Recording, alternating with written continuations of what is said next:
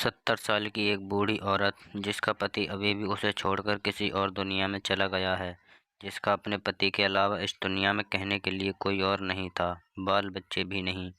पिछले कई दिनों से उसे घर खाली करने के लिए नोटिस पर नोटिस आए जा रहे थे। उसने अपने जानने वालों और रिश्तेदारों से कई बार मदद के लिए गुहार लगाई, लेकिन सिर्फ नाम के लिए ही। उसके अपने उसकी शिकायत पर ध्यान नहीं देते। उसकी सहायता के लिए कोई भी आगे नहीं आया। कई लोग तो उसे देखकर ही अपना रास्ता मोड़ लिया करते।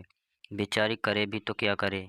आखिरकार वह दिन भी जल्दी आ पहुंचा जब उसके फ्लैट के मालिक ने उसको फ्लैट खाली कराने के लिए उसके पास कुछ सिक्योरिटी वाले भेज दिए।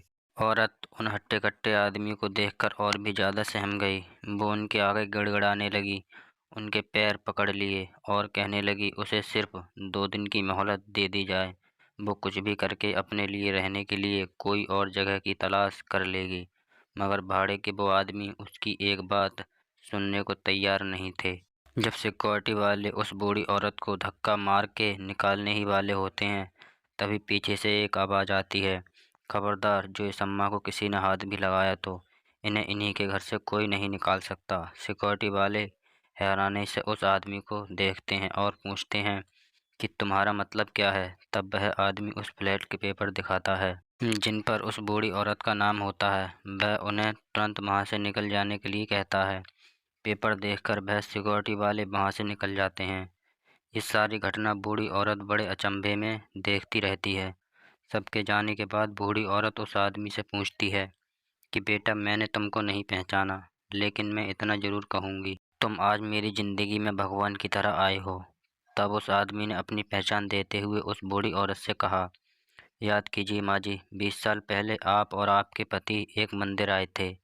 वहाँ पर एक छोटा बच्चा आपसे स्कूल में भर्ती होने के लिए भीख मांग रहा था।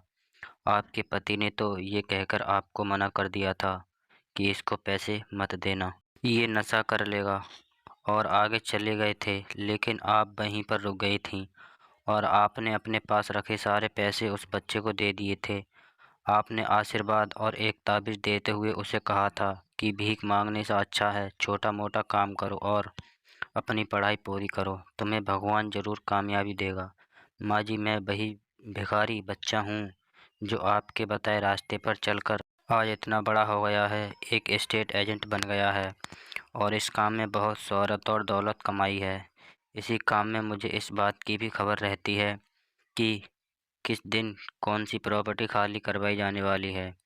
जब मैंने आपका नाम इस लिस्ट में देखा तो मुझसे रहा नहीं गया। जो मदद आपने मेरी बरसों पहले की थी, वह मैं आपको लौटाने आया हूँ। इसलिए मैंने तुरंत आपका घर खरीद कर आपके नाम कर दिया है। आपने जो ताबीज़ मुझे उस समय दिया था, जिसने मेरी आज तक रक्षा की है, मैं वह आपको लौटाना चाहता हूँ। मैं चाहता हूँ कि ये ताबीज़ अब आपकी रक्षा करे।